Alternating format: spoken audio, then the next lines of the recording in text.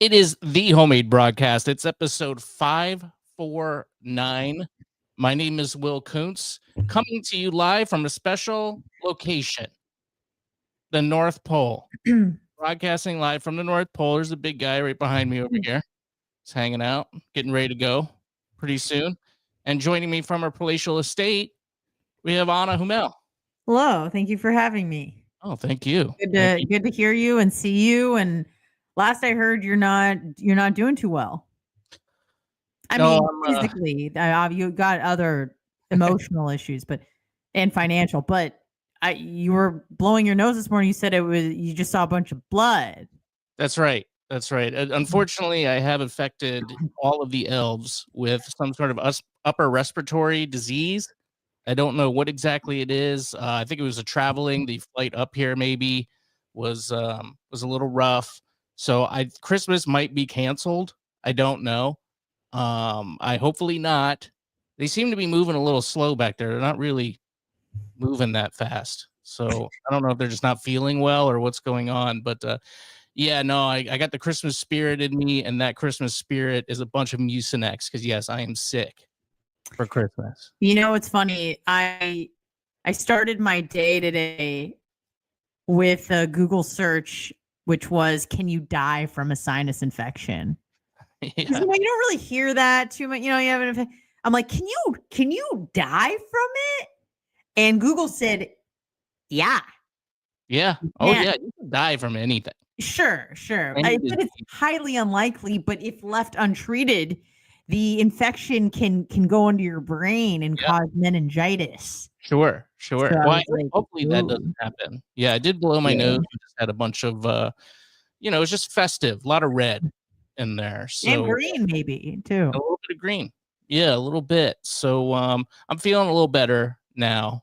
I did the sauna, so I did some out. Yeah, so sweat a lot in there. Not to be gross. I bet. Yeah, but this is the Homemade Broadcast. If you didn't sweat, you would die. So right. Those are your options: or be gross or die. So yeah. I definitely take the first one of the two. Yeah. But yeah, it is the Homemade Broadcast. It's episode 549. We're live on YouTube, Rumble, and Facebook. HMB Radio on Facebook, willsyoutube.com, and just search HMB Radio, all one word, on Rumble. Subscribe anywhere you can. Apparently, we've been unbanned from Facebook, which is nice. That's a good Christmas gift.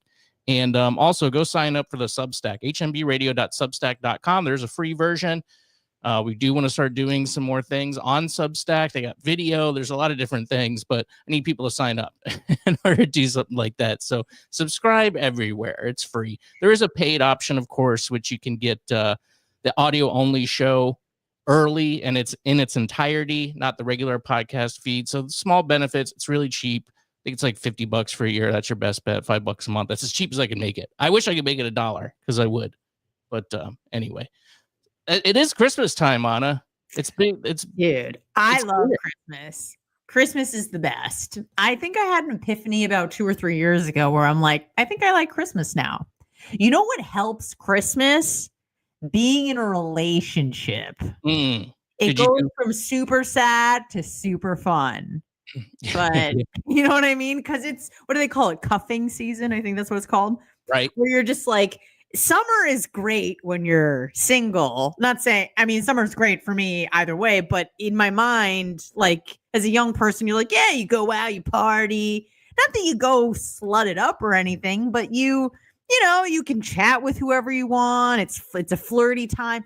But then as you get into the cooler months, people stay in. They don't really want to socialize as much. It's more of like a cozy cuffing season. And that is when relationships are awesome. So are you doing a lot of just hanging out on the couch, holding hands, or are you actually going and doing Christmassy type events? He won't hold my hand on the couch. I hate that.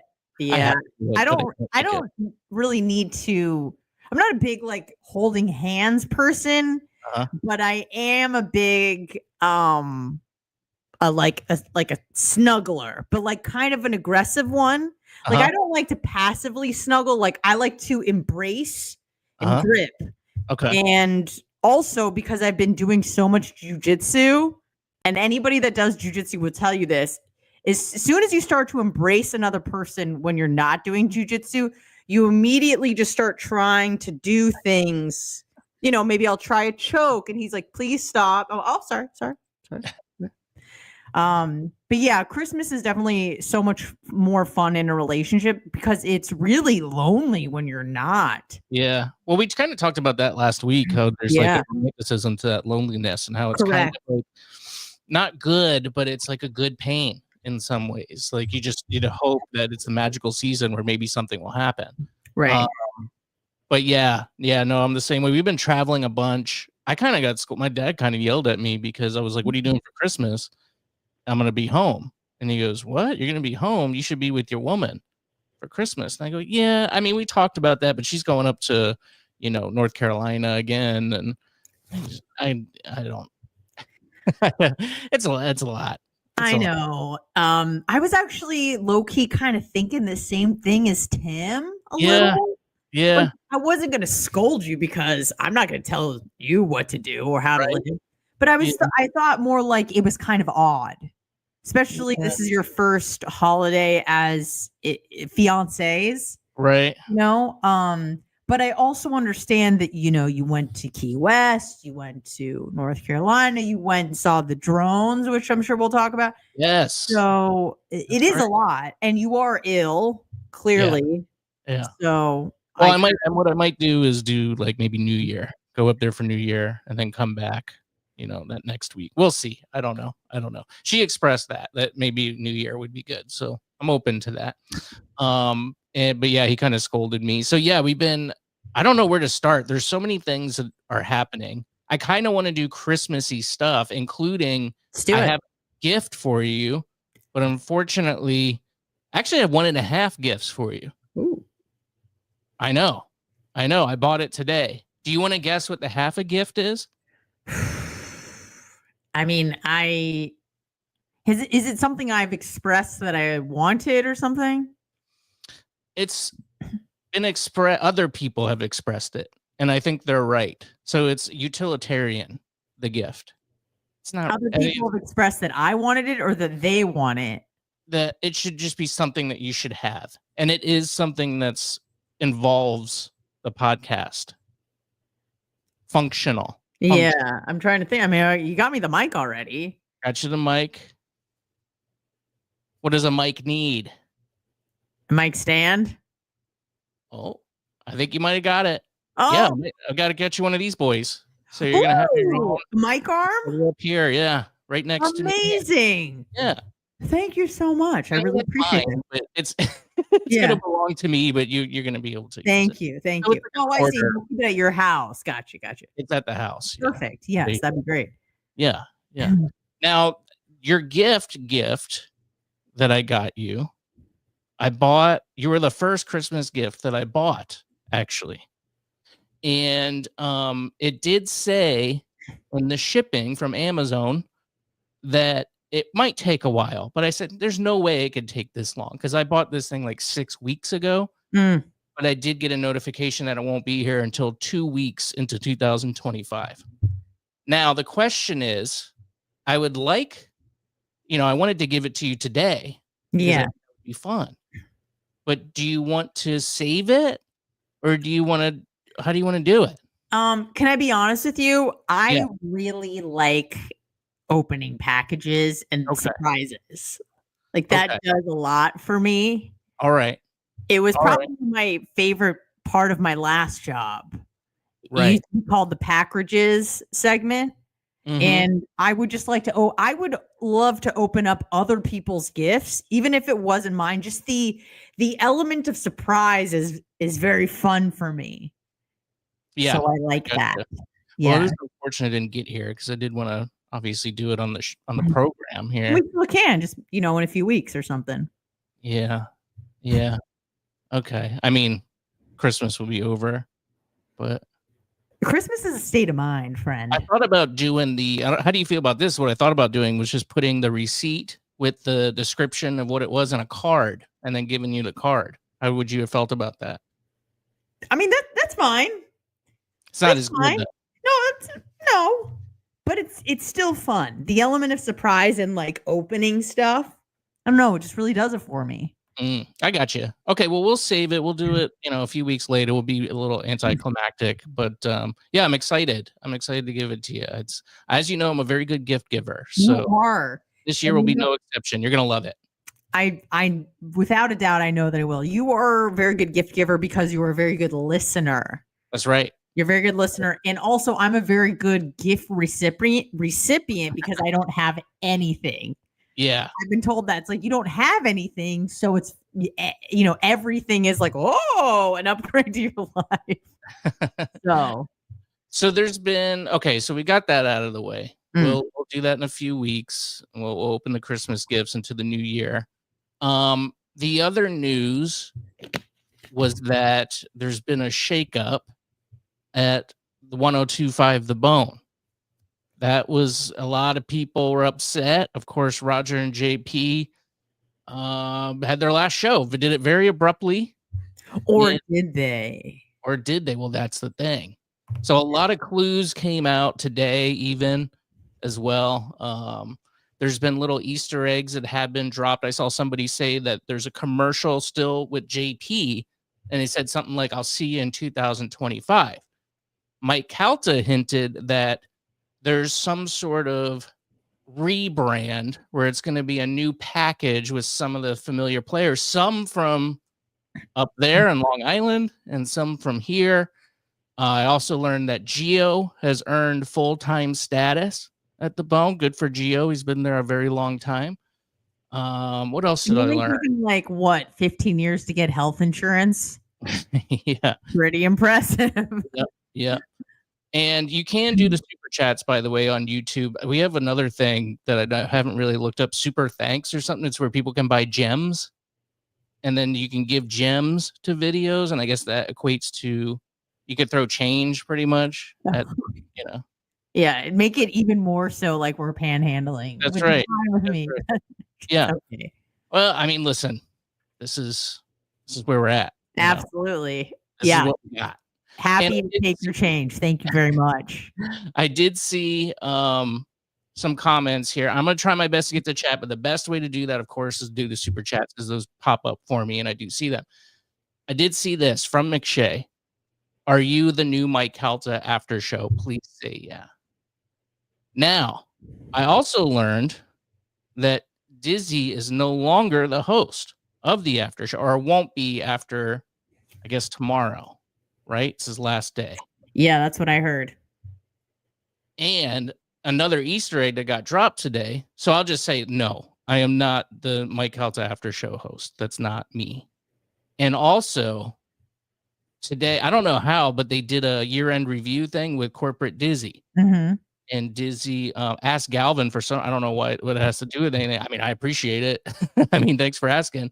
But he asked if Will Kuncz would make his way back to the Bone in 2025, I guess in a weekday capacity, actually being on, a show. And Galvin hemmed and hawed for a minute and said, no, I think that he will be going somewhere else. We'll go to another show. Now, I don't have anything in the hopper, but and that was a little hurt my feelings a little bit, but it's probably the truth in all actuality. And it was just like a prediction. It wasn't him saying, I hope he leaves. Yeah, but that was a big Easter egg because Galvin is the imaging coordinator or director or whatever for the Bone. So he makes all of the show intros and all that. So he would know if I was going to be involved in this new shakeup. So no, I will not be involved, unfortunately, in this new. I tried. It wasn't for lack of trying. I sent a very sincere and thoughtful, I thought, message to the big dogs there at CMG Tampa to plead my case for that. I was going to say I didn't get a response, but I actually did get a response today from one of them. So was it the bigger dog or the smaller dog? Medium dog. The smaller of the two dogs. Got it. Okay. Yeah. And what did this medium dog say? He would say, come in and let's chat. So I don't know what that means. I did put, I really it's embarrassing for me to say this stuff, like how little, what do you call it? How little gusto, how much Leverage? leverage, how easy I am to get people on the line when I beckon or when I send out a message and just want some information. It's tough. I would say somewhere around 50% of my messages go just either unread or read and ignored. And that includes, I tried to donate to the charity this week and I got no response. So that's where response. It was delayed. Well, you got a response. I got a response from one. I texted sending. Well, first I emailed Drew because Drew sent out a blast saying, oh, we got the Drew Saves Christmas thing. And I was in North Carolina. Yeah. Or Pennsylvania, I mean. And I was like, I'm not here, but I'll certainly contribute. I'd like to contribute to your thing. Can I just PayPal you or Venmo you? He didn't respond to that. And then I texted John to see if that was possible. And it took him, I think, 20 hours to get back to me, but he eventually did. Yep. Still counts. Still counts. But yeah, it is. It's, impotent signaling is even worse than virtue signaling. I get it. But it's hard to, I just don't have much pull there. I never really did, but now, especially that I've been, on the out or outside looking in anyways, for a while. So to my knowledge, no, well, I know for sure that I'm not part of the January 6th new lineup, but I don't know, maybe something will happen. Have you scheduled the appointment with your boss yet, or you have? I haven't responded yet. So I'm ill. Like he asked, I guess they're having like a luncheon tomorrow. Wanted me to come in tomorrow, but I don't want to get everybody sick. Oh, yes. Yeah. And you don't want to be mask boy. Huh? You don't want to be mask boy. Don't be mask boy. No. Definitely don't want to do that. This way you're not going to get a job if you get everyone sick right before the holidays. Yeah. Because you will be blamed. If you come in and you go, I'm a little ill, but let me just receive for the biscuit. And then everyone falls ill. And then now you don't have a job and everyone hates you. So, right. Yeah. So maybe there's a few people I'd like to get sick there, but most of them I don't. So, I want them to enjoy their holiday. But, what if I'm feeling better tomorrow? Can you go in if I'm feeling better? I think that's a game day call. Yeah. I think that's a game day call. So, a luncheon, that sounds nice. That sounds like free food. That's what I hear. Yeah. I think it would be a good idea for you to go in if you're feeling better. Right. But don't push it. Yeah. Should I go in with a mask just in case? No, don't know. No one would appreciate that. I don't want to see a mask, and I was mask girl when I went to Publix and I had COVID, active COVID, but girl got to eat. So I went to Publix with the mask. And then I feel like I'm projecting, I'm scared vibes, but it's that I don't want to kill an old woman vibe. Right. You know what I mean? So isn't it better? Well, I guess it's better for the sick person to wear the mask than the yeah. Yeah. Okay. Yeah. It just, and is it foolproof? Of course not. And there's a lot of distance at, the grocery store, but still, like, if you cough, it's better if you have anything, any sort of film or screen, even if it's not foolproof, it's not an N95 or whatever.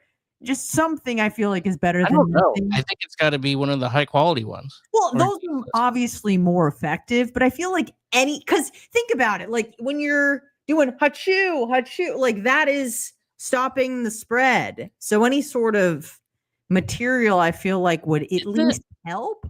No? I feel like those, viruses are very small. I know. I mean, these mask debates have been going on for years now, but I got to take this hat off. It's too hot. Yeah, it's hot. I'm getting hot with this headband. My face is beet red.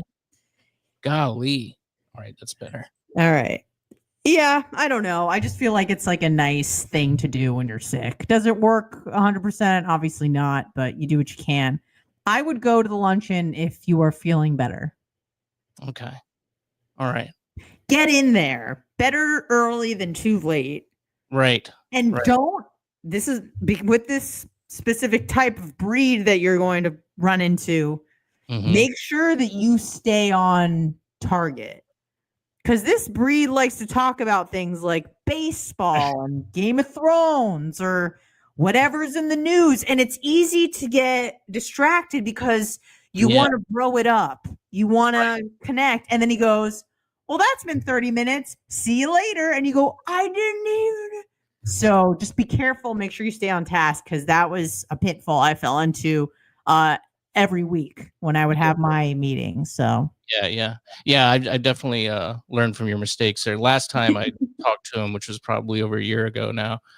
Well, no, I guess I talked to him a few weeks ago. But anyway, yeah, you're right.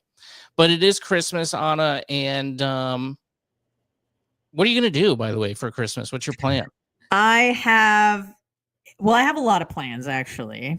I'm getting my social life back. I had last week had a holiday party with my Buddhist meditation center, which was lovely, by the way. It sounds insane, but it was lovely.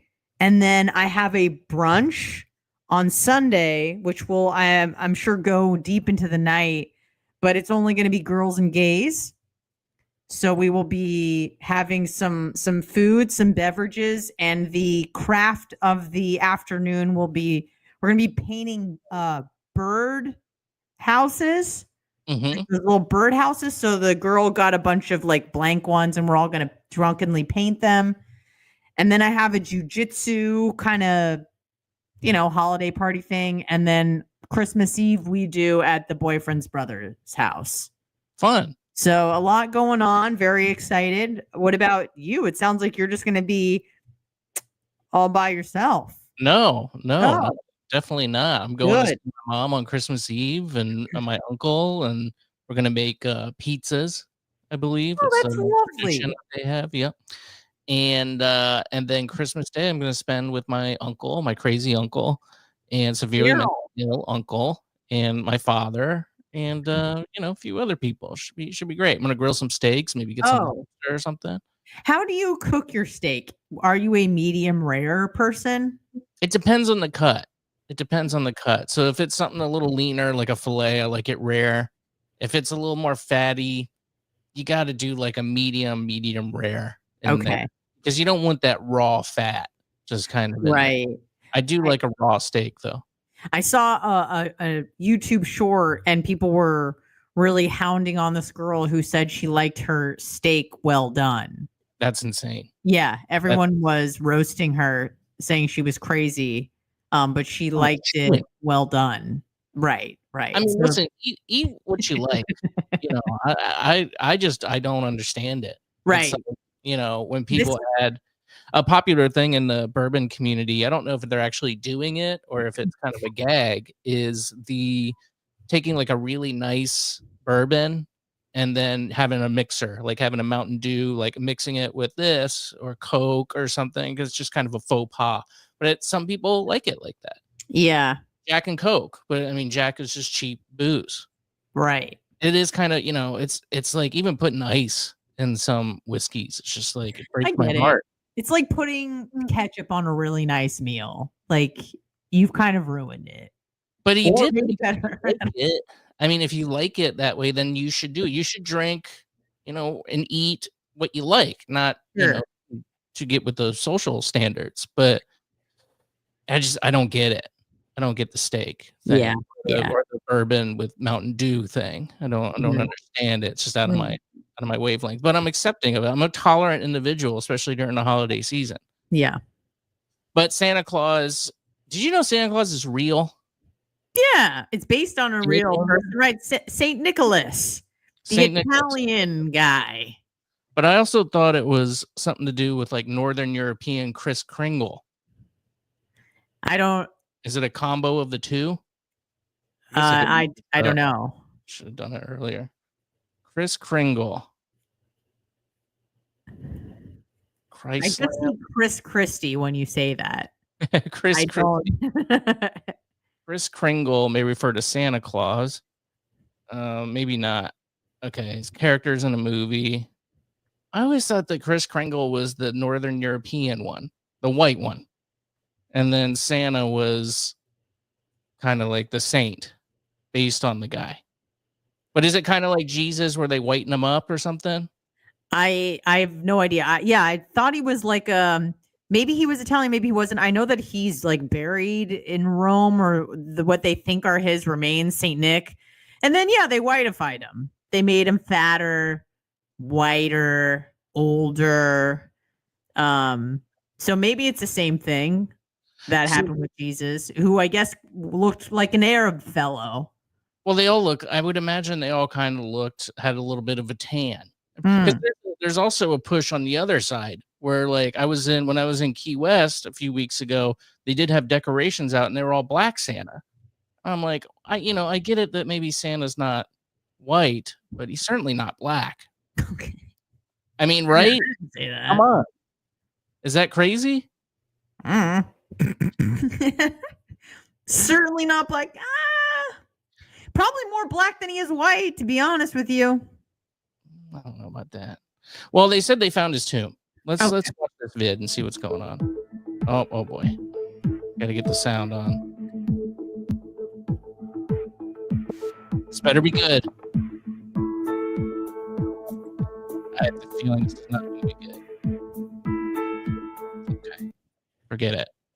The Santa Claus is often pictured flying across the night sky on Christmas Eve. A team of archaeologists may have unearthed a sarcophagus containing the remains of the saint whose spirit of generosity is still celebrated in the modern world more than 1,600 years later. We believe that we've encountered a sarcophagus in the situ, I guess that's original position, is what that means, for the first time, said Associate Professor Ebru Fatma Findik, who is heading the excavation team through Hatay Mustafa Kemal University Department of Art History.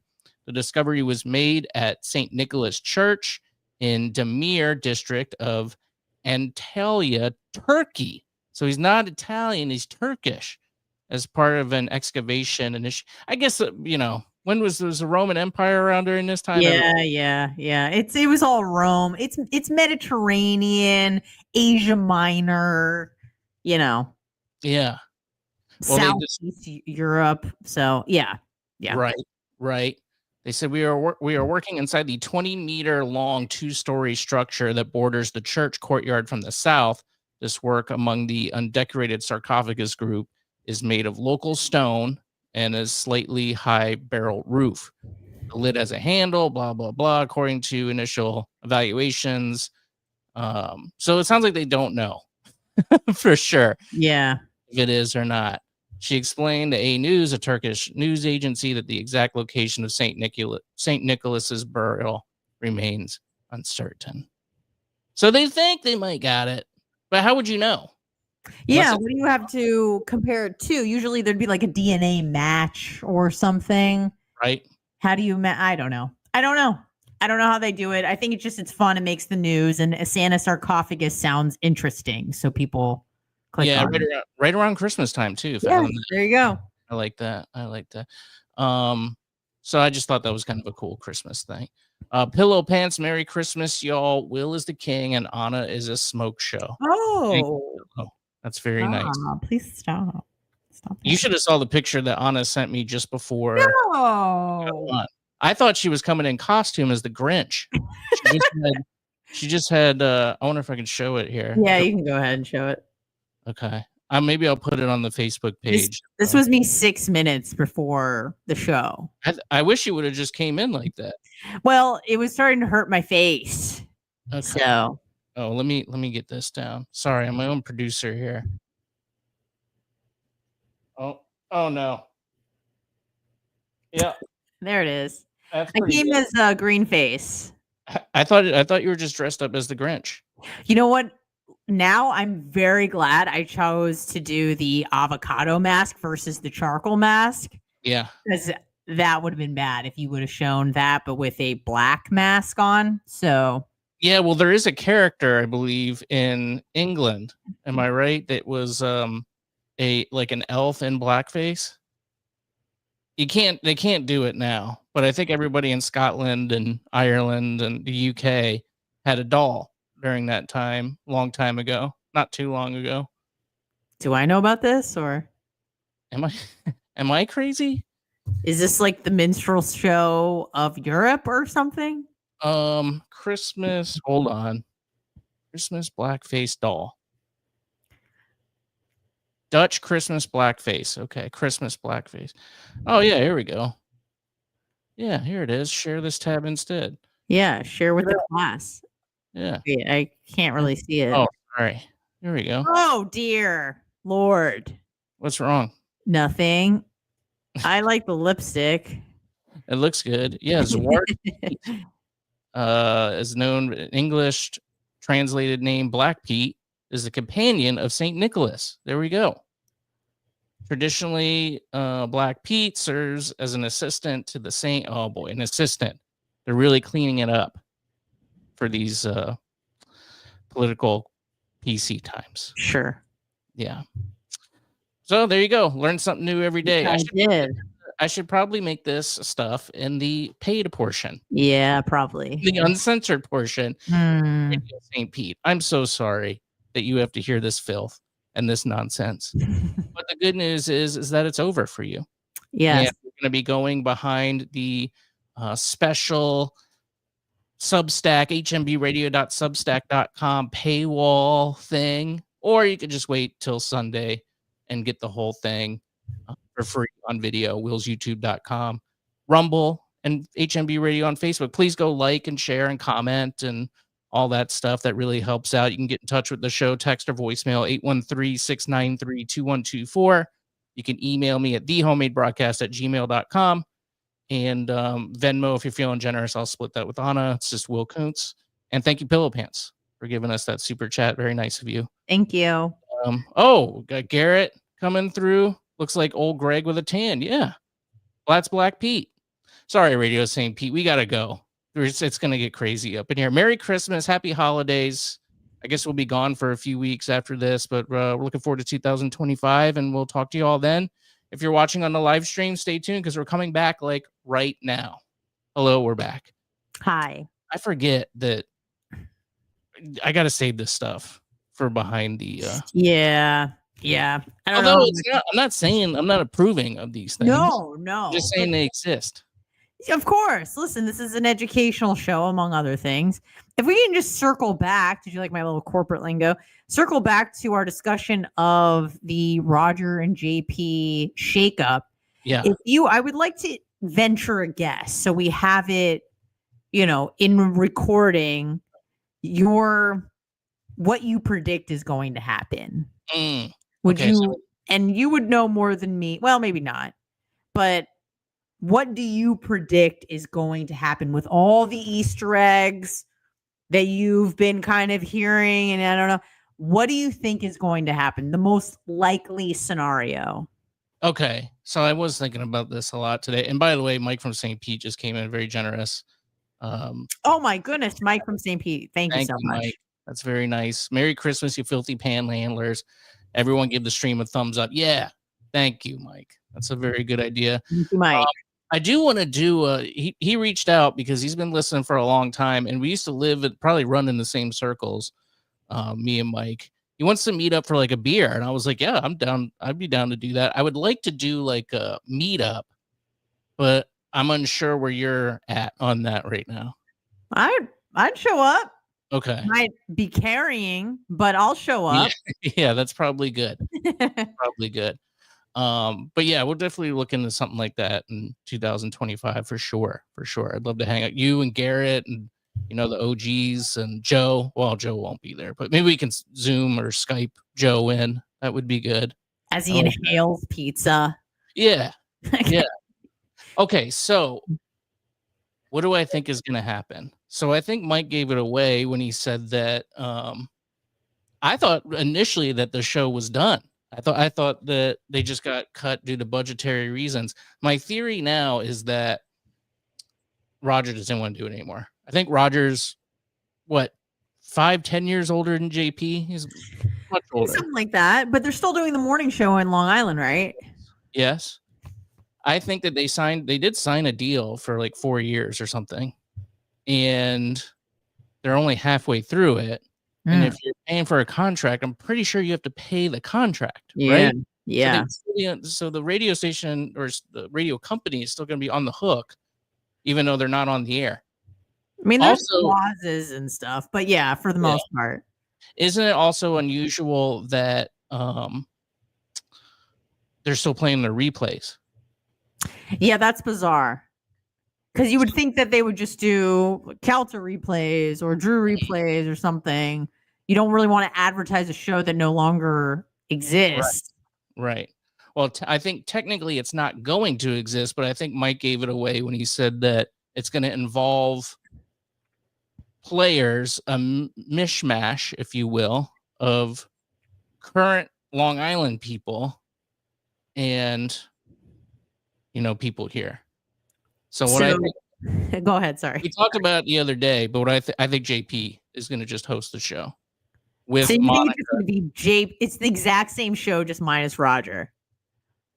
I think so, and maybe in addition somewhere else. I think it's going to be Monica and JP. Oh, well, that's a great duo. It is. I mean, they do fight a lot. And Roger's kind of a good mediator. I don't know if Brett is going to be involved. I will say this. I reached out to Brett just to kind of, he's always been really cool to me. To poke around a little. Well, I just said, hey, sorry to hear, about the show on the bone. And he was like, yeah, well, it's a bummer, but we still got, we still got our show up here, at least for that. And he said it sucks for a multitude of reasons. He didn't elaborate on what those were. But so I'm not sure if he's going to be involved in the new show or not. Brett may not be, because that's another person I think that you would have to pay. Yeah. And Monica is running the board from Tampa. Yes. So it's going to be the JP and Monica show. I think with Dizzy as a I would screener / Mike. Tune in for that. I think so. And maybe a Geo appearance. Geo just made full time. Maybe they want to utilize, him as a producer and a third or fourth mic on the show. I know Geo does. I thought initially maybe Geo would be like a host, but you said he doesn't want to host. Of what I remember, I mean, things could have changed, but when I was there 4.5 years ago, Geo, I remember telling me he doesn't like hosting. He's great as a C2 or maybe a C3, but he had no hosting aspirations when I was there. Again, that could have changed, but I don't think so. Yeah. So Pillow brought up a good point that JP's not going to run the board alone. So I guess that is true technically, that I guess Brett does turn the mics off. I think though, if necessary, all JP would need to do is push the on button on the microphone. And then when they go to break, push off. That's really all he would need to do. He's got to know how to run a board. Actually, I don't know. I was going to say you got to know how to run a board if you've been doing radio that long, but I'm shocked what hosts don't know. That was a big... I used to kind of be like, Johnny, how do you not know how to do this? Certain things with wide orbit and stuff like that. You've been doing this forever. But I remember Drew came in during hurricane coverage one time, and he kind of relieved me at late night and came into the studio. And I was like, hey, man, I got you set up here. I got your 3 breaks here in the automation system. And I saw his eyes glaze over. And I was like, do you know what I'm talking about? He goes, oh, yeah. I'll figure it. I think he said, I'll figure it out. And I was like, okay, all right. Well, and he did fine. Yeah. So I don't know. I just host for some reason. Just don't. I was like, I want to learn everything. Yeah. Well, I think when you just assume it's not your job or your responsibilities, you just don't learn it because it's always delegated to somebody else. Because I remember, and not just with Johnny, but many times with other people that I filled in for, the host would kind of like kick back during the break, and the producer or whomever, the co-host, would get in there and just start changing things around, taking this break out so we can do a longer segment. And you know what I mean? Yeah. They would just kick back. That's how it was with me. Yeah. I mean, that was my experience with the host that I was working with. I mean, doing everything. I finally got him towards the end to learn how to do. I'm like, you should do this if I'm not here. You should know how to. And he's like, yeah, I agree. It's so hard. It's scary. It is. You have the manual and the automatic, and if it's in a wrong setting, you can I can say you can fuck everything up really bad. Actually, my first training with the board was with Monica, and it was on Roger and JP. So I was sitting in there, and she was like, "Okay, we got to delete a break." So sometimes, they'll double up. Like people bitch when you hear Mike's show and he's got 19 minutes of commercials. Sure. End up going long. There's certain commercials that have to play in that hour.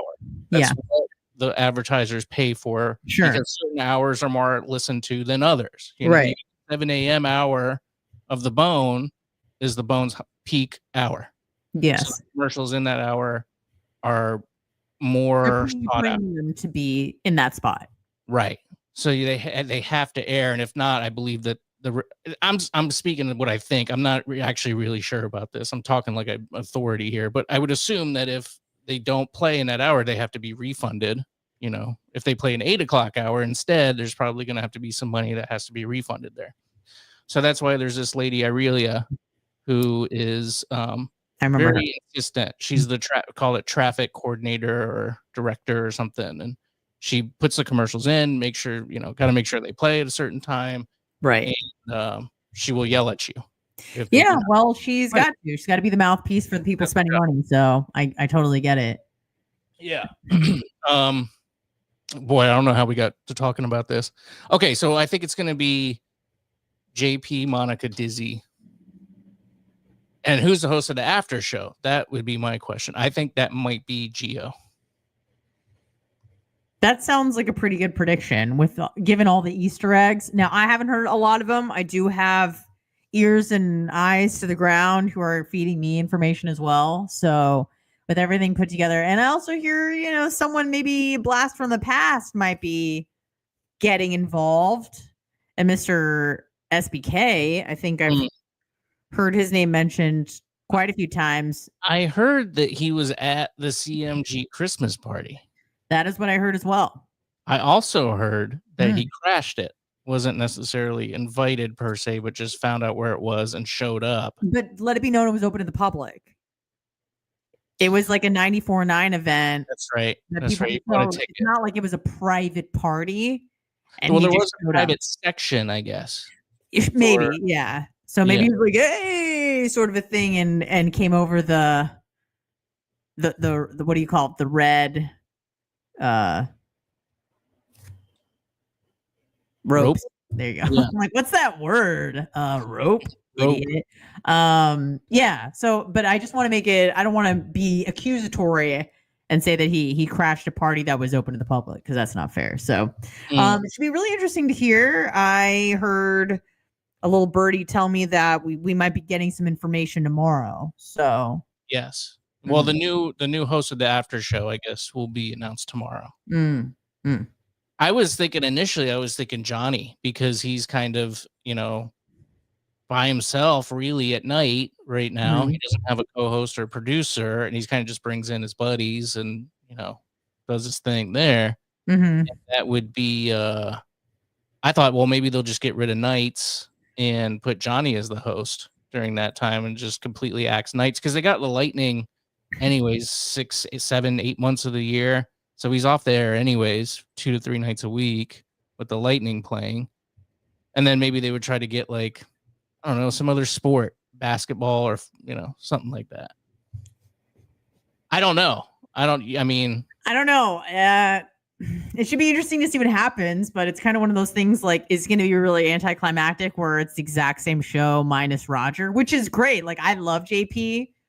I think he's hilarious, and even just when he talks, because of his accent, it just makes me laugh. So of course I'd be happy to have him back. But I think because everybody is so hungry for position there that, I think we're all kind of like hoping for a big shakeup, something completely different. Well, that's the thing too. And it's been such a long time where there has been anything where a lineup has shaken up like that. Yeah.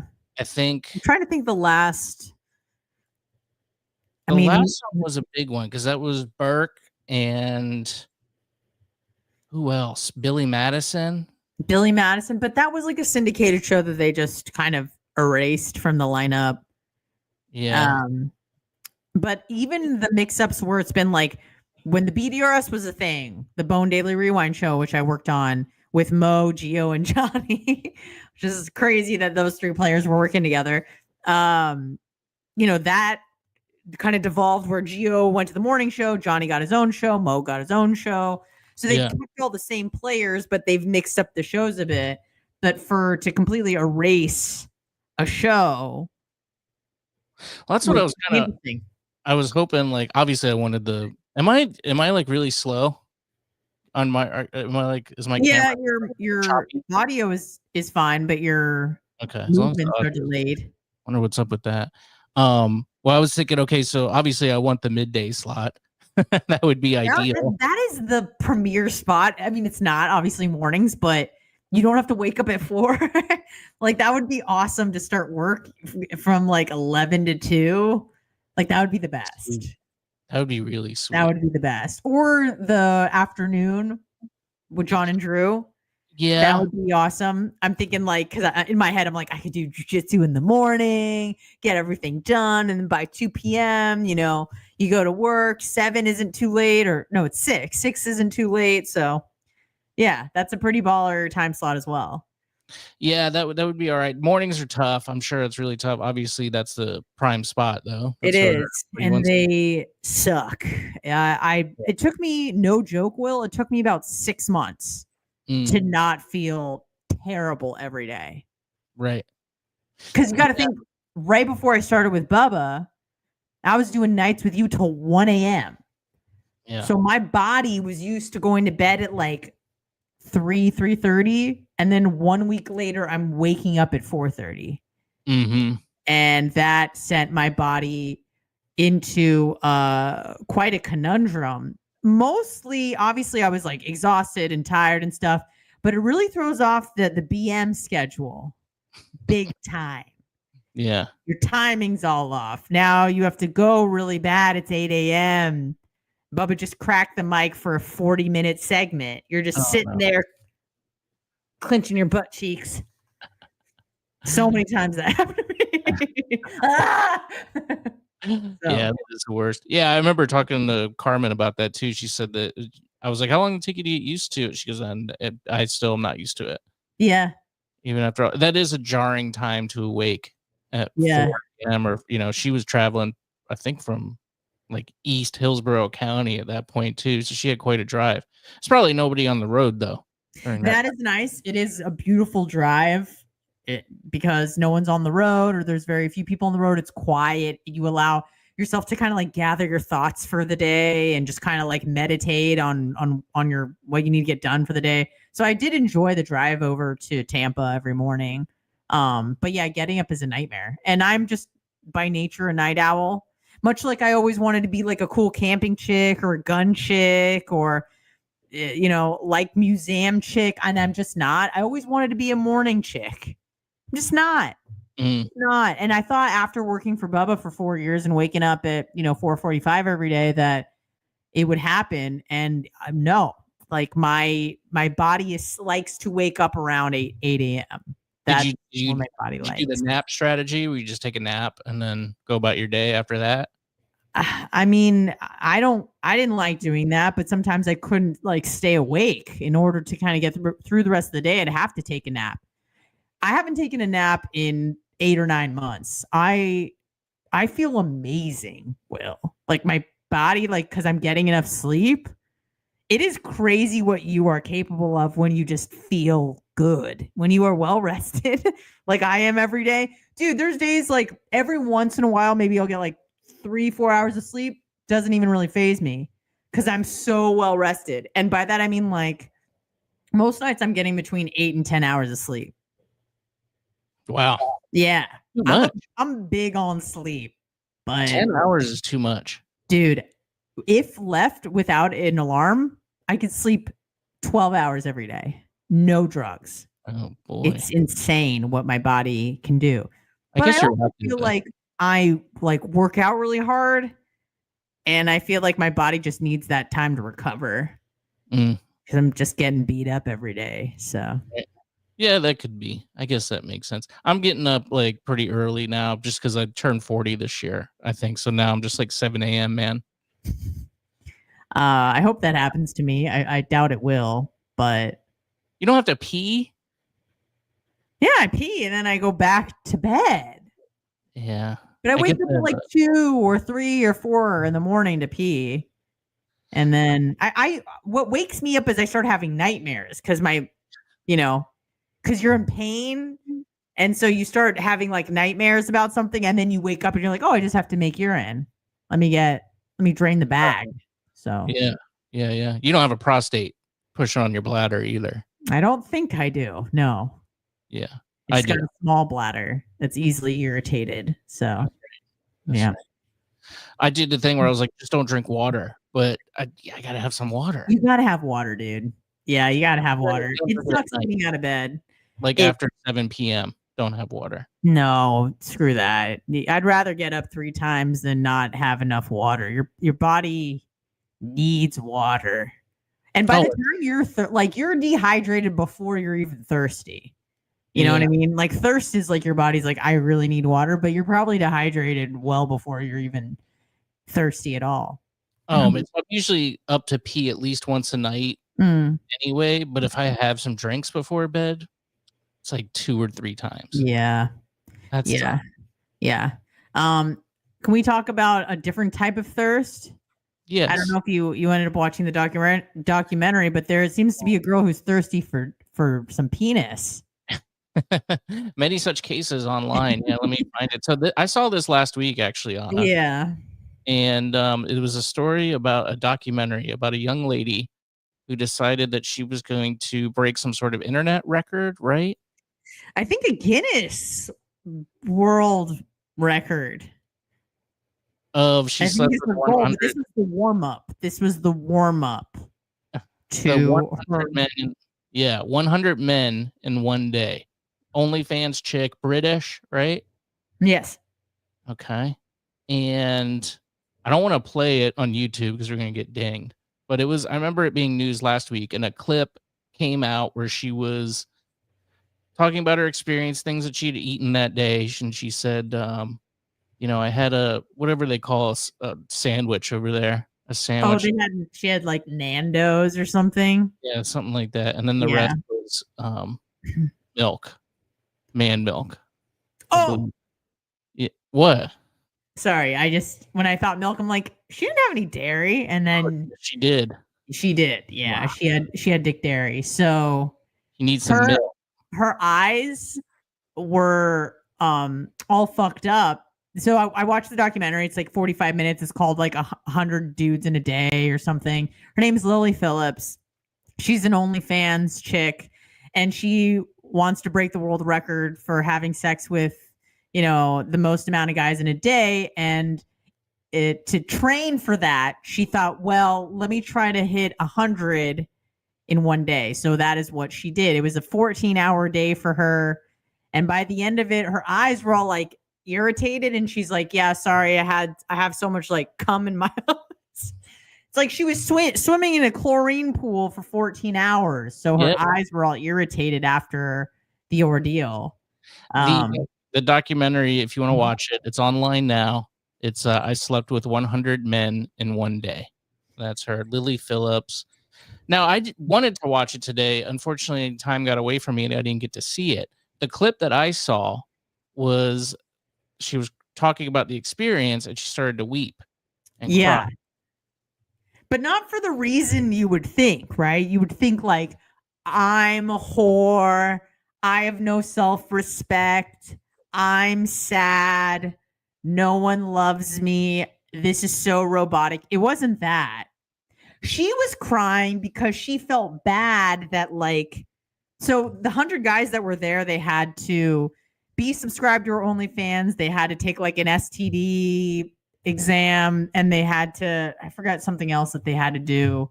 No criminal background, anything. But anyways, each guy got like between 3 to 5 minutes with her. And so she was saying that a lot of the guys would be like, so you're not going to finish me? Like, I flew here from Switzerland and you're kicking me out And so she felt really bad that she was letting all these guys down because they weren't able to finish, or they were not satisfied, or whatever. I'm trying to think here. I'm trying to do math. So each guy got 5 minutes? Yeah, about 5 minutes. 15, 20, 25, 30. So that's 12 an hour. So she was pretty much at this for like 9 hours.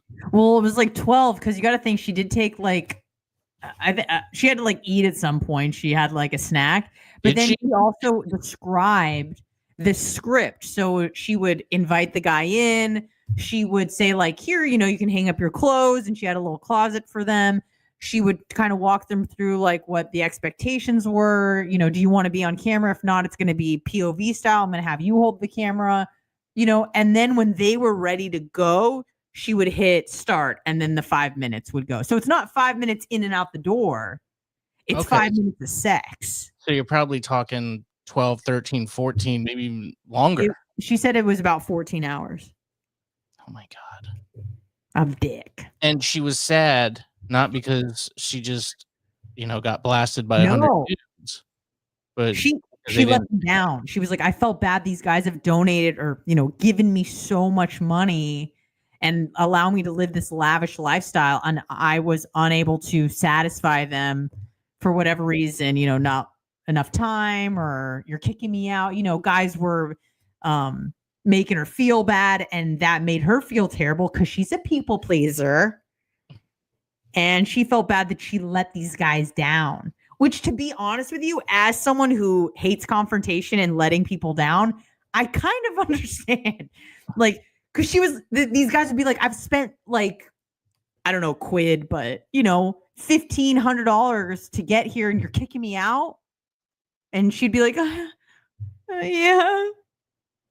So I guess part of the goal wasn't that they had to, finish necessarily. It was just the act of, it was just penetration, allowing them inside. Did she do hole number 2? I think she was open to it. Good. But yeah, she was happy to do whatever, which includes having a snack herself, or getting some eye drops. Wow. I think when they opened the door, there were condom wrappers everywhere. Like, it looked like confetti. Wow. So I think that they were, they had to use protection for that. Yeah. It's interesting because, she seems pretty happy here, and I'm sure she lives a nice life, right? At least physically, she has means. Yes. She can, kind of buy whatever. She lives in a nice place. But it is you gotta be soulless, really, or at least maybe on the spectrum, maybe, where you just don't have that. Because I thought she was crying. I was like, oh, this poor girl. Like, she's just... No, she wasn't upset over being a whore. The guy was like trying to goad her into saying that. She's like, why are you upset? And then, we're all like, oh, because she's like, I'm a whore. This is horrific. I'm a dirty whore. But then when she sat down and started talking, she was just like, they just made me feel so bad. Like, they spent all this money to come here, and I couldn't satisfy them, and I just felt so terrible. So, yeah, here's the biggest surprise is that her father is in her life. Oh, that's the biggest surprise of the documentary, because you're thinking like she came from a single parent home, got kicked out when she was 15 for, fucking the garbage man, or her mom's boyfriend, like something. 2 parents, married, seems to have a good relationship with both of them. Very bizarre stuff. She said that she was a big whore in college. She really liked having sex, and she goes, well, I'm already a whore. Might as well make some money. That's true. So what do you, I guess there's, sex addiction, right? Is there a particular name for that? You took psychology and sociology. Just someone who's like a sex addict or nymphomaniac or something. Nymphomaniac. Yeah. So that's just what what did the guys look like that were in the documentary? Well, they didn't show any of their faces. All their faces were blurred, and their voices were distorted. Fat dudes? I don't think so. This is also the UK, so they're a bit slimmer over there. Right. But and all over Europe, it seemed. But you know, I hate to use this word, but also he even the host of the documentary even asked her like what kind of guys subscribe, and she just said like chubby young guys. Mm-hmm. So It is. I'm thinking simps, like, you know, no self-respecting man is going to spend whatever $2,000, whatever the equivalent of pounds are, to sleep with a woman for 3 to 5 minutes that just fucked 57 men before you. Well, that's the weird thing. Like, who's more demented, this chick or the guys that are doing it? Yes, the answer is yes. I would say probably her for sure. I mean, you can see, you know, any chick that you want to see if you, because I mean, the social media things, entities, they promote this stuff. You know, I'm looking through my For You page. We've talked about this before, and I'm just like, I am a sick bastard. I need to seek help immediately. Yes. Because it's just like, I'm looking and it's just like a kitten. And I'm like, oh, that's cute. And then it's a chick with the biggest tits that I've ever seen. Not like, good ones either, some audience. of them are not great. Yeah, No, that's they're bad big titties. They nasty titties. But they're also hilarious titties, because titties go from like, oh, they're small, like whatever, to like, ooh, nice, ooh, really nice, ooh, big, to like cartoonish, to like disgusting. Yeah. But there's ways. I mean, I know that there's, you know, subreddits where you can find, you know, it's kind of pirated material. So if you really want to see what some of these chicks look like, you can go see it. And then I think there, I'm like, okay, great. I saw that. And now, or they oftentimes will put a little thing on Twitter. Twitter, you can put nudity out there. Yeah. And I just want to see one tit. That's it. So I just go, okay, let me check out. This chick's hot. I'd like to see what her boob looks like. And then I go there. I'm like, okay, that's about what I thought. And then that's it for me. Yeah. It goes away. But then there's, out. no, it's not enough. I need to see even more. Well, I think it's not just that you're viewing her content. A lot of these guys want like the girlfriend experience, you know, where they make special requests. I think most of the money they make, maybe I'm wrong. No, I think a lot of the money they make is from like personal requests. You know, she was even this woman, Lily Phillips, was detailing some of the messages she gets from guys. Like, she said that some guy wanted her to like spit in a bottle and send it to him, and she got like $300 for that. What do they do with the spit, you think? I don't want to know. I mean, just like slip it down? I don't know. I don't Or know. But a lot of weird requests. Make milk in it and then be like, oh, it's combined with. Yeah, I don't know. I imagine probably something along those lines. So she makes a lot of money doing that, or just like a private video of her saying some guy's name, you know, Dylan herself or something. Right, exactly. Yeah. So yeah, I mean, there's just so much opportunity out there. You know, if you want to watch videos, they're just online. Yeah. Yeah. You can just go up, but I guess you get infatuated with certain ladies. Sure. Bizarre. I don't get it. I don't either, but you're also, you know, I know you think you're a sexual deviant, and maybe to some degree that you are, but I think you're a lot more normal than you think you are, because I don't think you'd ever go and pay a bunch of money to go have sex with a woman. Maybe some people were flying in. That's crazy. And yeah, really crazy stuff. But here's the thing: if you're gonna do that, you got to show up early. Because you need to be number 1 or 2 and not she got to 101. So imagine your guy 93. Does she clean up after everyone, or what do you mean? Oh, yeah, I think so. And then she took a couple showers, like, you know, maybe 4 or 5 throughout the day, maybe quarterly. Oh, we got to 25. We need the shower mark. But she didn't take a shower after everyone. There's no way. So. Yeah, I don't think my ADHD would allow. I don't like dirt, you know. Yeah, it's nasty. It was super nasty. And it was weird because she was talking about how much hate she gets, as most public sex workers do.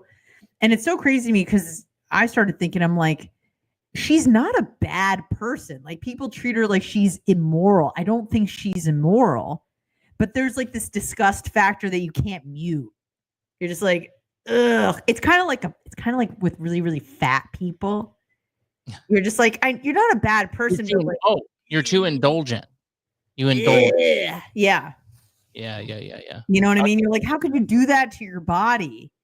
You only got one body and you're just letting everyone come in you, or you're just 1,000 pounds. Like, what the hell are you doing?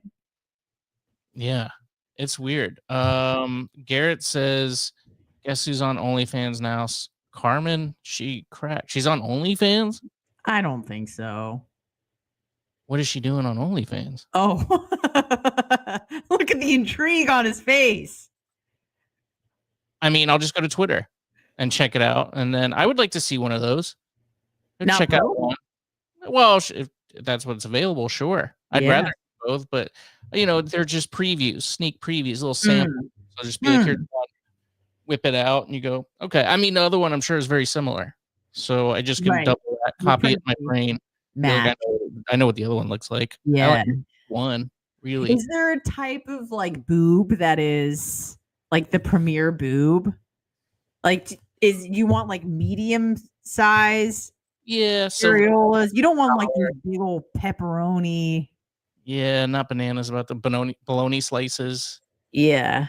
I mean, it just depends on what your taste is. But I think the, industry standard, if you will, is like a C cup with silver dollar. Napkins, I feel like it needs to be like a dark pink. You don't want it too dark, the areola. Right. Or too light either. Too light. That would be weird. Factor, puffy nip.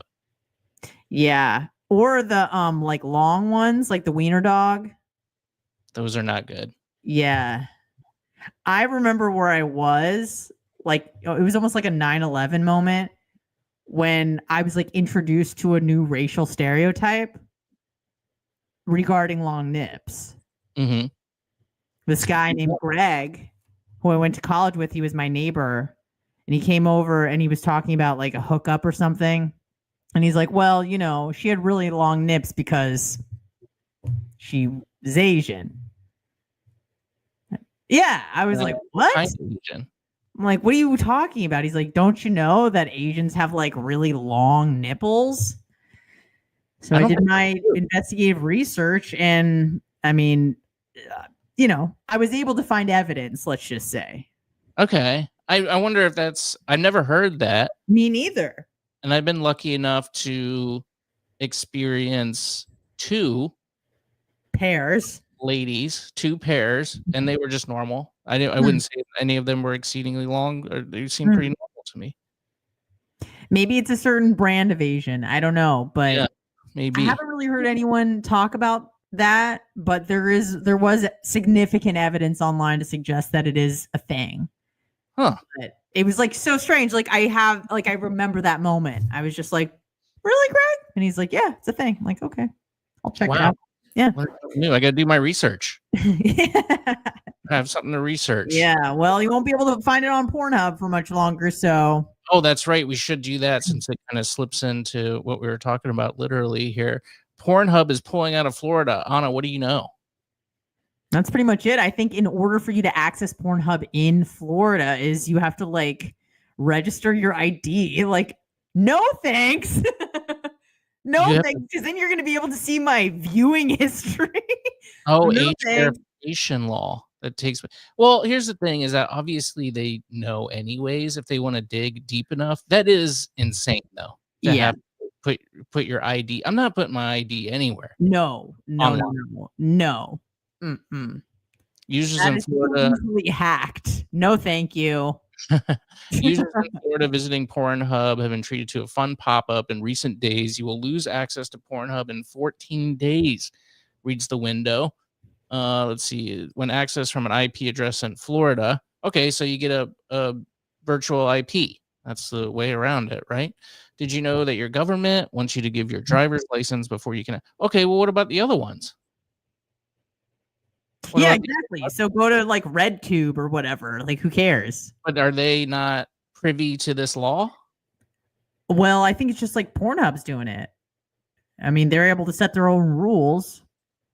Is it kind of an act of protest for just against the law in general that they're just going to cut off Florida? I mean, it seems like a a big population It there. is. Yeah. I honestly, I'm not sure. What does that say? Florida's law is.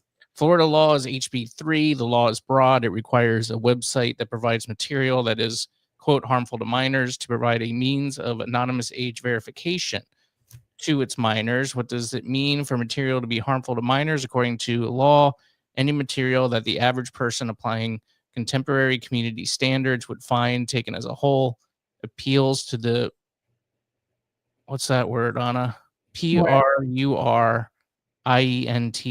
Prurient? Prurient interest. So this is all legal speak, and I don't know what it means. Characterized by inordinate interest in sex is what it means. I don't know. Maybe this is like Prurient. a crackdown by, Florida lawmakers.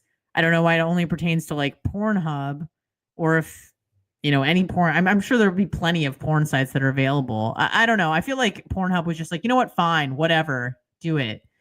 I just wonder what the other, is this going to be a law that's kind of like on the books but not enforced? It seems like it might be hard to enforce.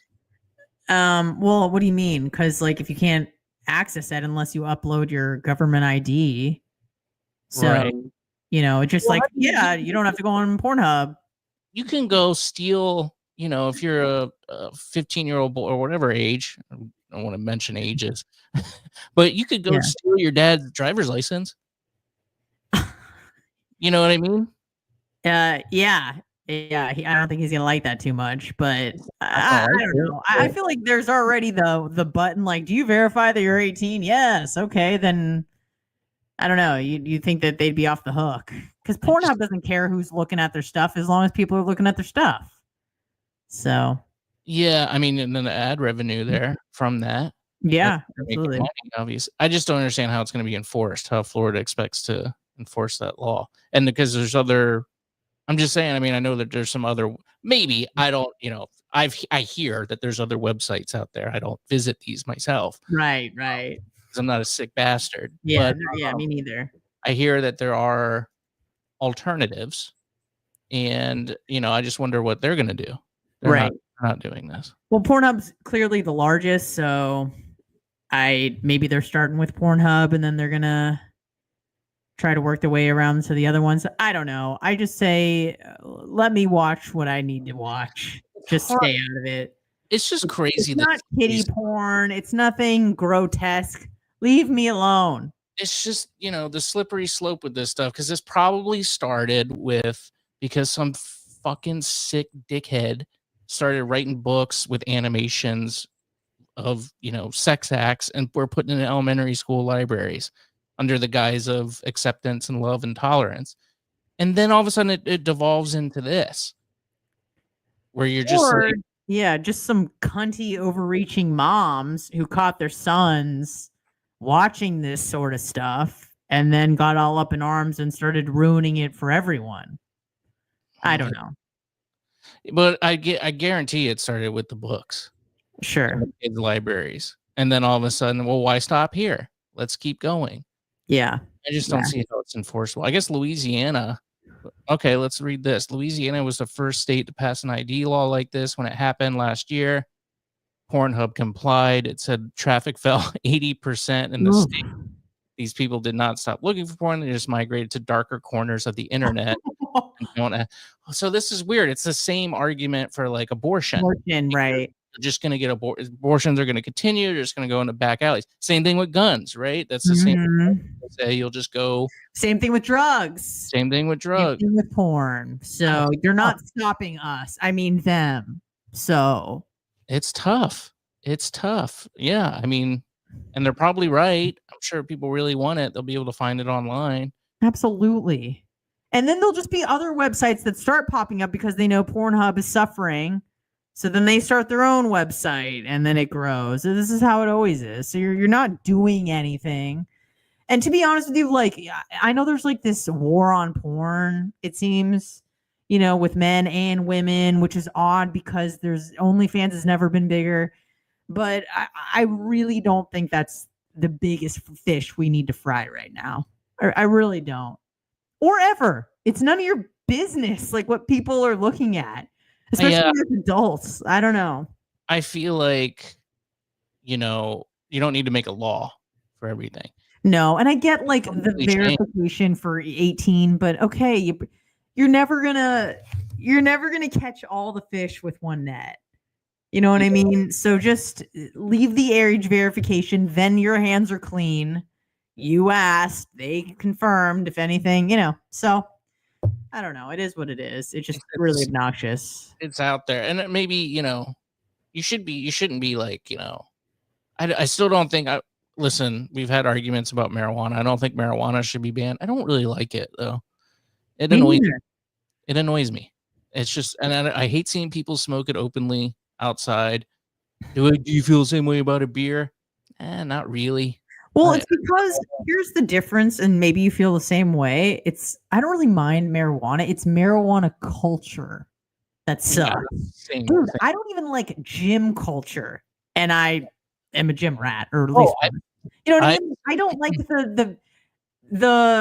the attitudes and the cameras everywhere. Everyone's got a tripod that's trying to because I don't know what a tricep pull down is. Thank you. Show me again on the cable machine. You know what I mean? So gym culture sucks, but I like the gym. Marijuana culture, in my estimation, sucks. But I feel differently though. Point being that yes, I feel differently about someone ripping a joint in public. Unless you're at a concert. For some reason at a concert I don't feel the same way. But if you're at a park or something, well, I think because it smells. I don't want to smell it. I don't really. Well, do you feel the same way about cigarettes? Not as much. I do. I mean, not as much, but yeah, kind of. I don't really want to start ciggies smoke. You should just do everything in the privacy of your own home. Yeah. Legally by now, if you're doing it out in public, if you're watching Pornhub at the park, you should be publicly shamed. And if someone happens to stumble across your browsing history, that's fair game to be publicly shamed. I think that public pressure and to some extent bullying will fix a lot of these problems. These little problems, things that aren't really to make a law that now you're just, oh God, now you're getting the state involved and now you got to enforce that law.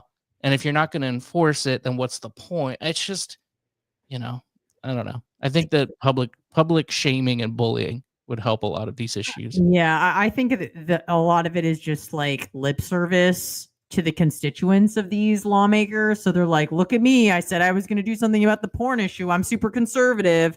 Vote me in again next time, boys. And, they do. So, yeah, I just don't know who.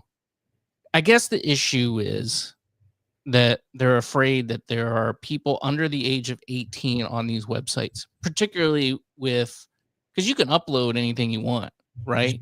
Sure, yeah. On these sites. And I think it's one that they're having an issue with is particularly people who make an account and upload a video. And sometimes, I mean, there's genres of these films, if you want to call it, where they're like just 18. Barely legal. Yeah, exactly. Yeah. But, how do you know that she's not 17 3/4? Or, you draw that fine line in the sand, and there probably has been many examples of somebody not being in the legal age of 18 on those, websites, and they want to stop people from viewing that stuff, and they want to stop kids from viewing it. I just don't know how you do that. I don't know how you enforce it. I think it's just kind of like a virtue signaling thing. But guess who suffers? We do. So thanks, Florida. Well, I don't go on those websites, so I mean, I will not miss it. Not we. Yeah, I'm not a sicko fucko perv. So unlike yourself, who might have some issues, I'm just saying. Not me. Well, not miss it. Christmas is coming up. It sure is. Guess who's not on the naughty list? Me. I keep it clean here. I live a clean life. I'm just here at the one North boob Pole. at a time. That's it. I'm here at the North Pole, helping Santa, giving him COVID, and I just hope that Christmas is not canceled. I hope that everybody has a great Christmas. I would encourage you to give this holiday season. Go to Will Kuncz on Venmo and show your love. Thank you to Mike. Thank you, Garrett. Thank you, Pillow, for the super chats. Appreciate it very much. Love you all that has stuck around and been here this year. Some people came over from your former employer, and some people have been here with me for a long time, and it feels good. Hopefully this channel continues to grow. We need guys, we're going to be honest, we need about 1 million more subs. So smash that like button, subscribe. We got a lot of work to do out there, folks. Let's just put it honestly here.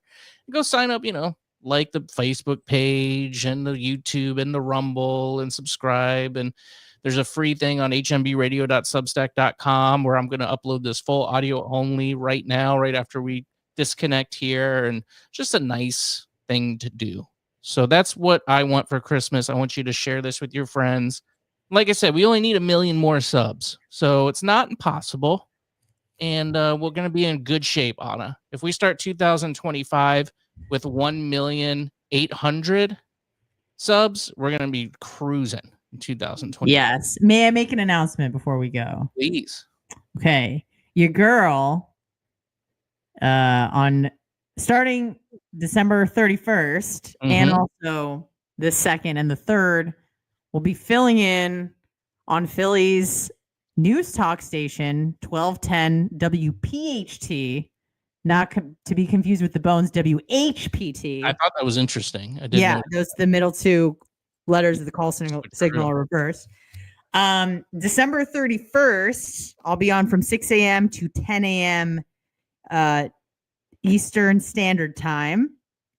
I don't want to reveal who I'll be working with, because I'm not sure this person has broken the news that they need to break. So no, it's not you. Okay, this is news to me. Yeah. Sorry, Will. I hope you don't feel like I'm cheating on you. No, but I'm happy for you. This is great. Thank you. Yeah, so I'm excited for it. On the 2nd and the 3rd of January, I'll be on Kale and Company. It's spelled the Kale, and I did speak with the host today. I'm like, can you say your last name for me? He's like, Kale, like the disgusting vegetable. I'm like, perfect. So it's Kale and Company. I'll be filling in with Nick and Greg on the 2nd and 3rd, but on the 31st of this month, Will, I think people would be pretty excited and surprised to hear who I'm working with, but I'm going to keep that under wraps so that they can handle their business and break it to the people they need to break it to before I break it to my people. So that's very exciting. It's a large market. It's a good opportunity to get your name out there. May I suggest, let them know where they can find you at hmbradio.com or willsyoutube.com. That absolutely. Would be yes. We should at least be able to get halfway there to our goal of 500,000 subs. Yeah. Right. Yeah. I mean, Philly's a big market. It's top 5. So I'll do what I can. Great. Awesome. I'll do what I can. So see me there, guys. Very excited. And if you just look up 1210 WPHT Philly Talk, News Talk, it's a really, really fun program. It's not stuffy news talk. It's kind of like it is the next best thing to Hot Talk. It's pretty much Hot Talk with maybe a little bit more news and politics, but not stuffy, obnoxious, boring old man radio. It's cool and hip. So okay, it's an Odyssey station. So Odyssey.com here. Let me. It's a Soros station, folks. So get excited. Really? Well, it's Odyssey, so he's the main shareholder. Oh, that's right. That's right. Cool. Well, there it is. Talk Radio 1210 WPHT. So check out Anna and her mystery partner on that day, and then good luck filling in on the those other days. That's gonna be awesome. Thank you. I appreciate it. So everyone have a great Christmas, Hanukkah, Kwanzaa, winter solstice, and New Year's. So there you go. I'm excited. It's the 20th is the solstice, and that means I thought. Okay, maybe it is the 21st. It's always the 21st. Okay. Usually, I think. And then after that, the days start getting longer. Correct. Oh, thank God. I hate this 5:30 darkness. Yeah. Yeah. Philly, it was when I was up there, it was like 4:30. I know. I lived in Detroit. I know. When you're that far north, about 4:15, the sun starts to set, and you're like, "What the fuck?" And as a bartender, I was going to bed at like 6 in the morning, waking up at like 12:01, getting like 2 hours of daylight, and then it was dark again. I lived in darkness for like 5 months of the year. It was horrible. That's terrible. Yeah. That's terrible. That. Yeah. Yeah. Okay, anything else I gotta do? Yeah, we're gonna be gone for Christmas, and unfortunately this year Christmas is on a Wednesday, so you should be with your family, enjoying your time, or your friends, or whatever, drinking, smoking, watching porn, whatever you want to do. Really get it in, guys, because it's leaving you. Right. And then we got After New the New Year. Year is Wednesday as well, because it's a week after, so not gonna be here for that either, and we'll be back on the I'll tell you right now. Do you have to go? 6th? No, I was just Oh, trying to think of the 7th, right? Would it be? it'll be the 8th. The 8th. 8th of January, we will return. So that'll be good. And yeah, hopefully we're well on our way to 1 million sub goal for the beginning, not even the end of 2025. The beginning. We're going to get up to 1 million subs. Let's do it. It's going to be our year, Will. Can it get worse than 2024? Yeah, probably. 2024 did fucking suck. I mean, a lot of cool things happened, but yeah, I really don't want it to be like bookmarked as the big bad event of the year, but you're right, a lot of great things happened. Yeah. Even though the job situation was rough on both ends for us. Situation was rough. Yeah. Did you get fired in 2024? Did I? Yes. Yeah, you did. Yeah. April. Yeah. And I also became a Buddhist. Right. I'm doing the jujitsu thing, which has saved me. It has saved me. I don't really have bad days anymore. And I kind of deduced that it really isn't the exercise. It was like the sense of community that I needed, because I was going to the gym all the time and I was miserable, to be honest with you. Because I wasn't talking to anybody. I feel like, because I had like this giant network of people in my life, and then all of a sudden I had like 3 people in my life. 3 awesome people, but 3 people nonetheless. So I just needed more than that, and I joined this jiu-jitsu gym, and I try to go almost every day. And there's something to be really that you can really say about just going to a place and people are happy to see you. It just does something to your mentals that is good. It is chicken soup for your mind just to go somewhere and people are like, "Hey, great to see you." That was unusual. My last workplace. So, really it's done wonders for me. So I'm really grateful that I joined that gym. So shout out to Concept in Clearwater. Very good. Very good. Yeah, I guess I quit Johnny's show in November. It was at the end of November. Yeah, it was right after your birthday and Thanksgiving. Yeah. So really the brunt was, because then you had the holidays, didn't really think about it. Well, I thought about it a lot, but you're distracted. But then January kicks in, it's a new year. And then I started that fucking stupid idiot R-word job. Whoa, hard R. And then you moved too.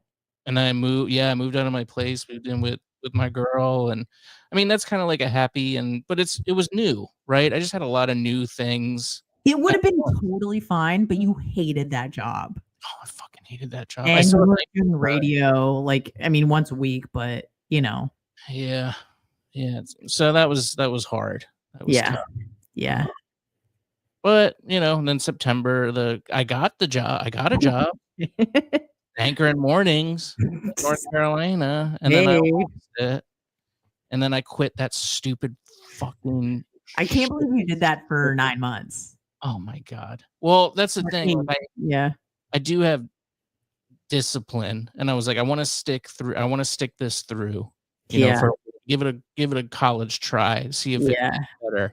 It did not get better. It was a fucking nightmare, and it paid nothing. That was another thing. Like, it really paid nothing. And I had the other job that I was still working, at night. So I was doing like some nights till 10 o'clock at night and going to sleep and fucking getting up and putting that fucking headset on.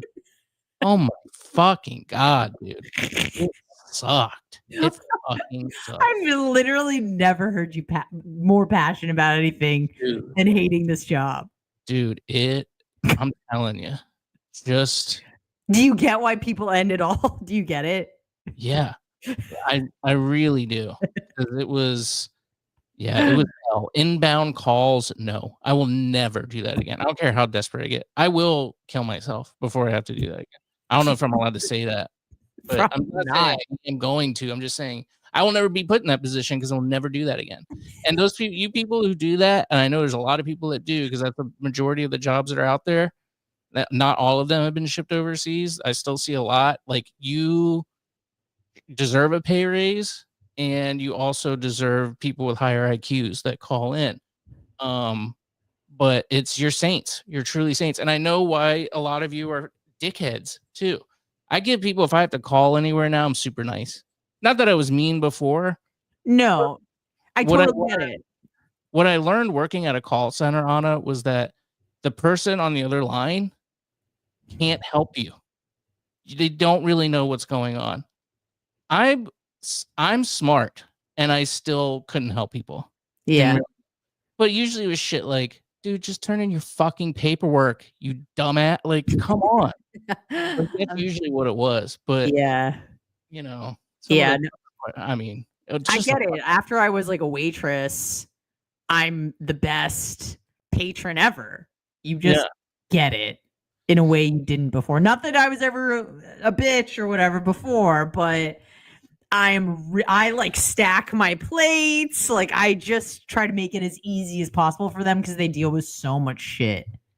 So. I mean, working customer service, you should really do those things because it really will teach you not patience necessarily. I guess I did learn some patience because I wanted to just be like, fuck you, you're useless, and just hang up the phone, but you can't do that.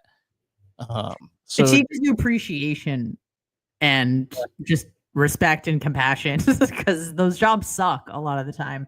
They really do, man.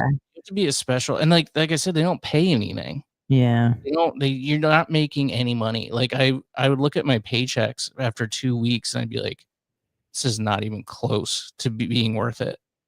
Yeah. I mean, it needs to be like 4 times this to even consider staying. Yeah. No, they can't do that, obviously, because it's a entry level, job for dummies. I guess. I don't know. I don't want to say that either. But anyway, tough year, but great year. A lot of cool things happened towards the end of the year. 2025. I'm not gonna say, well, it is. It's looking bright, right? I mean, there's some things happening.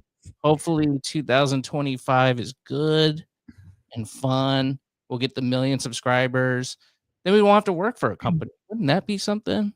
That would really be good. I feel like I'm in that boat right now, and it's a little less miserable. Again, I would say the 2 highlights of the year for me were the jujitsu, but also the Buddhist meditation center. I would really recommend Buddhism for everyone. I'm not saying you have to subscribe to like the reincarnation bit and all the religious bits, but there are some useful fucking nuggets in that Dharma, the Buddha's Dharma, which means his teachings. A big one that I learned is that your attachments cause most of your suffering. It was like, what are you talking about? Because I'm not a real materialistic person. It's like, no, your attachments to maybe your job. Oh, yeah. Your identity, your ego. You're attached to these things. You're attached to your role in this. And once that is gone, you have a crisis. Your attachments cause you so much suffering. So I've tried to really detach myself in a lot of ways. That doesn't mean that you can just go have a free for all, obviously, like be responsible about it, but go through the motions without the emotional turmoil would be ideal. So Buddhism has really kind of put me on the right path as to, how to control your mind a little bit better. And and it was so funny because like I came to the Buddhist meditation center. I wasn't looking for joy or happiness. I was like, I just want peace of mind. Can we work on this? They're like, yeah. Okay, yeah. It is tough, and you're right. Being attached to that's something that, I've been kicking around with too, because it's just like, I hear about the radio stations, these companies that are just more cuts are coming. Like iHeart, for example, just got wiped out. So many Every people, quarter, it seems. and then they're talking about another 30% in the Yeah. first. It's just like, all right, so what do you, I mean, is this gonna is it gonna, am I ever gonna get a job ever again? I don't know. I sometimes fret that I blew that one, in Wilmington, but that one could have been gone. That could have been on the list, the chopping block too. It would have been I the only think it live was show a on blessing, the station. Will. Yeah. I just think, yeah, it was horrible what happened, but it could have been so much worse had you moved there, made arrangements, and then 2 weeks in, something happens. Yeah. Yeah. Now Well, you can always yeah. come back. There's a lot of things, but it fucking sucked. That sucked too. That was a pit of despair. So I don't know. I mean, I guess there's possibility out there and Yeah, opportunity. but also, like, don't I hate being the person that's like, "I'm giving up," because that's antithetical, but also, like, you have to be realistic about certain things if they're just not going to happen. So, what I've tried to work on myself is trying not to be attached to any outcome. Like, if something were to happen with this Philly station, that would be great. That would be awesome. But I'm in such an even space right now that if something happens, that would be awesome. But if something doesn't happen, I'm going to be okay. I'm going to be okay. Either way, I'll figure something out and I will be okay. So just try not to be attached to the outcome because that will ruin you.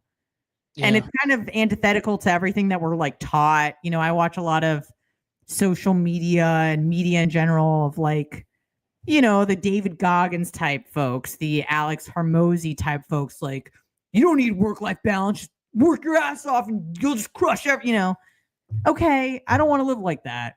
I would like to have work-life balance, or I don't want to run 100 miles on broken shins. Like, that doesn't seem fun or rewarding to me. So this non-attachment approach is really helping. And you just start to notice, you're like, why am I getting upset about this? Oh, I'm attached to it. It's causing me to suffer mentally because I'm attached to my ego or my identity or this job or how this person feels about me. It's like, if you can not be attached to that, you claim all your power back. Mm-hmm. So be a Buddhist. Be a fucking Buddhist. They're awesome. They're awesome. And everybody at this Buddhist meditation center, none of them were raised Buddhist, which is awesome. That means that they're, because, you meet Jews or Christians or Catholic. It's like, I was raised. Everyone has chosen to be a Buddhist around this area, and for good reason. White? Huh? All white? No. Okay. We got whites, we got blacks, we got Asians, we got gays, we got young, we got old, we got lesbians. Like, we got it all. That's good. Yeah. All right, cool. Well, I'll think about it. Probably not, but I'll definitely think about it. And I'm gonna go enjoy the holiday. Do it. Take some Mucinex, some more, and I'm gonna have a shot of bourbon, and maybe a shot will lead to a pour. And 1 week from Christmas. It is. One Christmas wish. Sorry, what'd you say? What is your one Christmas wish? I think just a wish for us to be in a better situation, like financially and career-wise for both of us 1 year from today, the 18th of December, 2025. I hope we're just a bit more settled, That's a good one. I wish I would have put more thought into mine. Mine is Maker's Mark Cellar Edition, 2024. I would like that bottle. That's my one Christmas wish. And also, peace on earth, goodwill towards men, and 1 million subscribers on YouTube. It'd be funny, though, if we got a million. Maybe Rumble would be better, because I was just saying, if we got to 1 million on YouTube, I'd be shitting myself because people lose their YouTube channels. And then you get on their radar too, and they're really watching. Then you can't be saying Talk about Black Pete on freaking. No. Yeah, you got to be careful. You can't show somebody in. Oh, you showed somebody. Yeah, but it's Black Pete. I'm not saying it. I remember YouTube got mad at me because I did a story about AI saying that maybe, I'm afraid to even say it now, that somebody prompted ChatGPT or something and said, was there irregularities in the democracy that happened in 2020 when we all went and voted? AI said, yeah, maybe. It looks like there were some things that were definitely up for debate and questioning. I didn't say that there was issues with that. I just read a story where AI said that there might be some fishy things happening in that democracy at that time in that year 2020. And I still got dinged for it. And they put a strike against the channel. Can you imagine if I had 1 million followers? My asshole would be so tight. I'd be so afraid to lose. So you're always gonna be under the eye, under the thumb of something. Non-attachment. I'm telling you. Non-attachment. Listen, I would still like to get to 1 million subs. I'm still attached to 1 million subs. Of course. Yes. We want to be the Lily Phillips of YouTube. Do you think, this is a really long ep, but I always wonder about like the Jake Pauls, Logan Pauls, because I thought, oh, the cool thing about online is that, anybody can do it, right? But there's also things called algorithms where you're more likely to show up in people's feeds, so they'll watch you. Do you think that it's just the same thing, the gatekeeper thing, where they just Google or whoever picks people and puts them in the algorithm, like a Logan and Jake Paul, or you mean like an industry plant?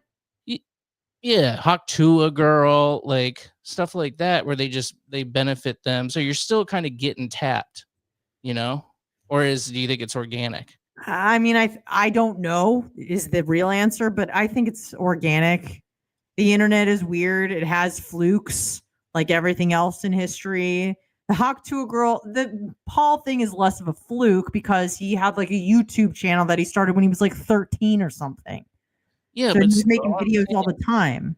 Somebody must have saw that, some pervert, and said, I'm going to make this kid famous, and then started putting, the algorithms. Maybe, but also he was kind of acquiring just more and more followers, kids his age. Huh? You do that because you're more accessible, because there's so much content out there.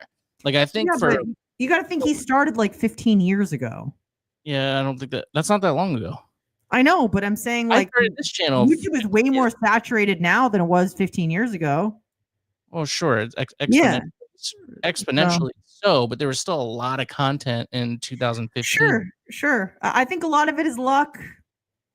Maybe he got tapped. Maybe he got a push from some celebs that, who knows? I don't know too much about his history. The Hawk Tua thing is just like a freak accident. That is like winning the lottery. Well, that the Hawk Tua chick is now under the Pauls, the Logan and Jake Paul brand. Oh, really? Yeah. That makes sense. So I don't know. Anyway, 1 million subs, 2025. That's what we're going for. It's going to be great. Merry Christmas to everybody. Thank you. So many comments and nice comments, not talking about dragging nuts across people's faces. Appreciated. That was nice. Thank you to Pillow Pants and Mike from St. Pete. Yes. Garrett. Thank you, Garrett. Thank you, Joe. Thank you to everybody, to the Fat Pig. The Fat Pig was here earlier. I did see him.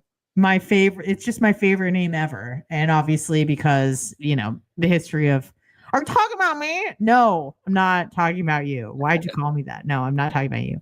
Man. Thank you guys. I hope you have some lovely memories from this year's holiday season and spend it with the people that you love the most. I know that sounds gay, but it is kind of true. So it is true. Have a steak, not well done. Have some bourbon. Don't mix it with Mountain Dew. Do things how I want you to do them. Celebrate how I want you to. And we'll see you in 2025, I guess. Gotta cut this off at some point. I don't want to go, but Really? I just feel like we're not gonna be here for 2 weeks. Oh, she's leaving. No, I'm not. Going to her palatial estate. Well, maybe we can. Well, let's talk off the air about maybe doing something, maybe next week. I don't know, on a random Thursday. I don't know. Okay, I won't be opposed to that. All right, great. Maybe we'll do it on Substack. So okay. Go sign up. It's for free. There is a free version, hmbradio.substack.com. Give a thumbs up, share it with your friends. You know the drill, guys and gals. And thank you for your continued support. And we'll see you soon. Goodbye.